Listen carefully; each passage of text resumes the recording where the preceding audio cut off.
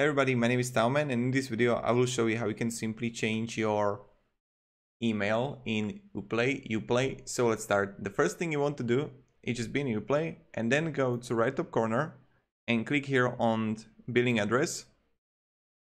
And when you're going to click billing address, you can just add here on edit account information and you will get on this side.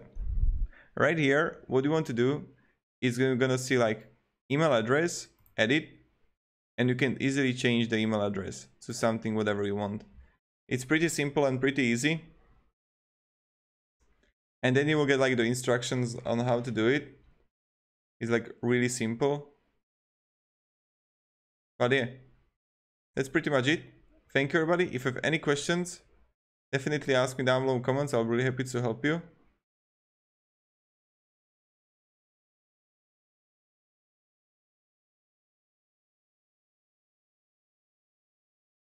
Thank you and goodbye.